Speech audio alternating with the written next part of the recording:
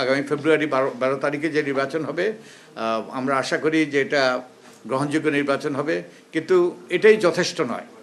আমরা চাই গণতান্ত্রিক উত্তরণ, অর্থাৎ গণতন্ত্রের প্রাতিষ্ঠানিকরণ। প্রতিবারে যেন সুষ্ঠু নির্বাচন হয়, এই জন্যই কতগুলো কাঠামোগত সংস্কার যেগুলোর ভিত্তিতে গণভোট হবে, সেই ব্যাপারে আমরা আমাদের রাজনৈতিক দলগুলোর সুস্পষ্ট অবস্থান চাই। তারা এই কাঠামোগত সংস্কারের হ্যাঁ ভোটের পক্ষে না ভোটের পক্ষে আমরা নাগরিকরা যেন জানতে পারে সুস্পষ্টভাবে। যদিও তারা অঙ্গীকার করেছে যে জুলাই জাতীয় সংসদে তারা অঙ্গীকার করেছে এগুলো বাস্তবায়ন করবে, কিন্তু আমরা তাদের ইশতেহারে এটা যেন সুস্পষ্ট লিপিবদ্ধ থাকে তা দেখতে চাই। এই গণতান্ত্রিক এবং স্বচ্ছ রাজনৈতিক দলের জন্য রাজনৈতিক দলের নিবন্ধনের কতগুলো শর্ত আছে আরপিওতে। এই শর্তগুলো তারা মানছে কিনা। একটা শর্ত হলো, যেমন রাজনৈতিক দলের কোনো অঙ্গ সহযোগী সংগঠন থাকবে না। আমি আপনাদের পড়ে শোনাই, এইখানে কি লেখা আছে।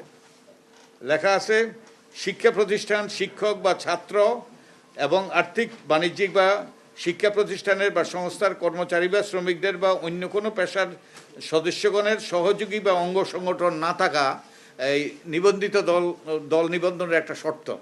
তো এই আইনে যেটা লেখা আছে যে তাদের গঠনতন্ত্রে এর বিধান থাকবে না এবং বিদেশি শাখার বিধান থাকবে না, কিন্তু রাজনৈতিক দলগুলো যেটা করেছে তারা ঠিকই এই সংগঠনগুলো রেখে দিয়েছে, শুধু তাদের গঠনতন্ত্র থেকে বাদ দিয়েছে।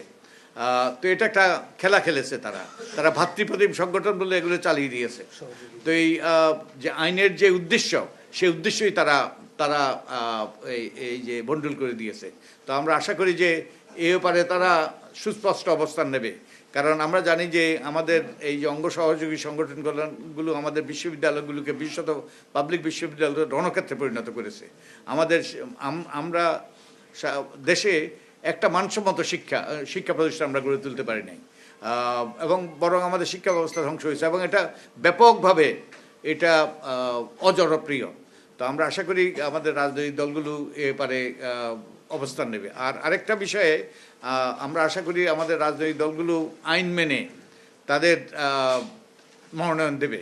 আমাদের এই আরপিওতে লেখা আছে যে রাজনৈতিক দলগুলোর মনোনয়নের ব্যাপারে সংশ্লিষ্ট নির্বাচনী এলাকার ওয়ার্ড, ইউনিয়ন, থানা, উপজেলা বা ক্ষেত্রমতো জেলা কমিটির দলীয় সদস্যগণ কর্তৃক প্রস্তুত প্যানেল হইতে দলের কেন্দ্রীয় সংসদীয় বোর্ড কর্তৃক বিবেচনাপূর্বক প্রার্থী মনোনয়ন চূড়ান্ত করা। তো আমরা তো কোনো হইতে এই যে কোনো প্যানেল তৈরি করতে দেখি নাই।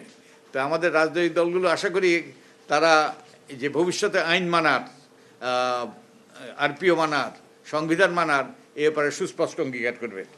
এবং আমরা যে দেশে গণতন্ত্র প্রতিষ্ঠিত হবে না যদি না রাজনৈতিক দলগুলো গণতান্ত্রিক না হয়। এ ব্যাপারে আমরা নির্বাচন ব্যবস্থা সংস্কার কমিশনের পক্ষ থেকে সুস্পষ্ট অঙ্গীকার করেছিলাম, কিন্তু এগুলো আইনে অন্তর্ভুক্ত হয়নি। আমরা আরেকটা সুপারিশ করেছিলাম যে তথ্য অধিকার আইনের অধীনে যেন রাজনৈতিক দলগুলো আসে, এবং এটা জুলাই জাতীয় সনদেও আছে। তো আমরা আশা করি যে রাজনৈতিক দলগুলো যাতে স্বচ্ছ রাজনৈতিক দল হয়, গণতান্ত্রিক রাজনৈতিক দল হয়, তারা যেন তাদের নির্বাচনী ইশতেহারে তথ্য অধিকার আইনে রাজনৈতিক দলগুলোকে আইনের অধীনে অন্তর্ভুক্ত করার তারা সুস্পষ্ট অঙ্গীকার করে। আমরা আরেকটা জিনিস সুস্পষ্ট বলতে চাই, এটা শেষ পৃষ্ঠাবাদে শক্তিশালী স্থানীয় সরকার। আমাদের সংবিধানের সুস্পষ্ট অঙ্গীকার আছে যে প্রত্যেক জেলায় যে প্রত্যেক এলাকায় যে স্থানীয় সরকার থাকবে তারাই মূলত স্থানীয় উন্নয়ন করবে এবং সকল রকম সেবা প্রদান করবে, কিন্তু আমরা সব কেন্দ্রীভূত করে ফেলেছি। এবং শুধু তাই নয়, আমরা আমাদের সংসদ সদস্যদেরকে তারা বিভিন্ন রকম যে স্থানীয় উন্নয়নে বিভিন্নভাবে স্থানীয় উন্নয়নে জড়িত হয়, যেটা সংবিধানের সম্পূর্ণ লঙ্ঘন, যেটা সুস্পষ্ট লঙ্ঘন সংবিধানের। আপনাদের হয়তো কারো মনে আছে, একসময় একটা জেলামন্ত্রীর পদ সৃষ্টি হয়েছিল। সেই জেলামন্ত্রীর পদ সৃষ্টি হওয়ার পর আনোয়ার হোসেন মঞ্জু একটা মামলা করেছিলেন। তিনি বলেছিলেন জেলামন্ত্রী হওয়ার কারণে যে তিনি ভান্ডারিয়ার সংসদ সদস্য হিসেবে তিনি সেখানের উন্নয়নে ভূমিকা রাখতে পারছেন না। তখন বাংলাদেশ হাইকোর্ট সুস্পষ্টভাবে রায় দিয়ে সেই যেই সরকারি যে প্রজ্ঞাপন সেটাকে বাতিল করেছে, অসাংবিধানিক ঘোষণা করেছে, এবং সুস্পষ্টভাবে বলেছে সংসদ সদস্যদের স্থানীয় উন্নয়নে যুক্ত হওয়াটা মন্ত্রী হুইপ এদের স্থানীয় উন্নয়নে যুক্ত হওয়া অসাংবিধানিক। তো আমি আশা করি আমাদের আইন প্রণেতারা আইন ভঙ্গকারীতে পরিণত হবেন না।